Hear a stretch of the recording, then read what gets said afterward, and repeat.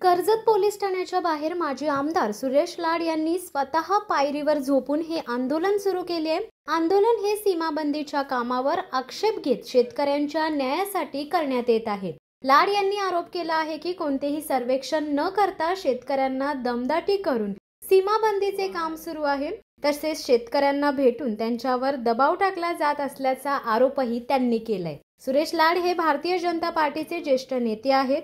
या आंदोलनात सुरेश लाड यांनी कर्जत पोलीस ठाण्याचे निरीक्षक सुरेंद्र गरड यांच्या मनमानी कारभारावरही टीका केली आहे। त्यांनी विविध प्रकरणांमध्ये अधिकारांचा गैरवापर केल्याचा आरोप माजी आमदारांनी केलाय। त्यामुळे या अन्यायाविरोधात ते पोलीस ठाण्याच्या बाहेरच आंदोलनास बसले आहेत।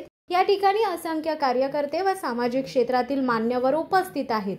कोणताही अनुचित प्रकार घडू नये म्हणून उपविभागीय पोलीस अधिकारी डी टेडे हेही यावेळी उपस्थित आहेत। कल्पतरू प्रकल्पातील शेतकऱ्यांवर दबावाचा आरोप करण्यात आला आहे।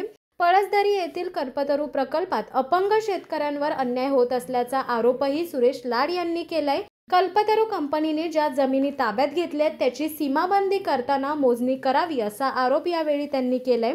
तसेच शेतकऱ्यांना वेळ द्यावी आणि अतिक्रमण थांबवावे।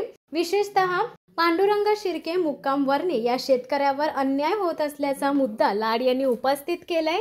शेतकऱ्यांच्या हक्कासाठी लढा सुरू ठेवण्याचा निर्धार त्यांनी या आंदोलनाच्या माध्यमातून व्यक्त केलाय। कुणाकडे दाद मागायची हा प्रश्न मोठा झालेला आहे।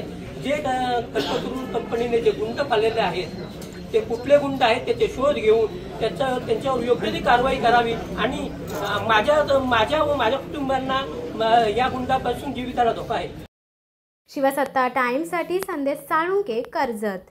दे धडक बेधडक वृत्त देणाऱ्या आपल्या शिवसत्ता टाइम्स न्यूज चॅनलला लाल बटन दाबून सबस्क्राईब करा आणि बेल आयकॉनला क्लिक करायला विसरू नका।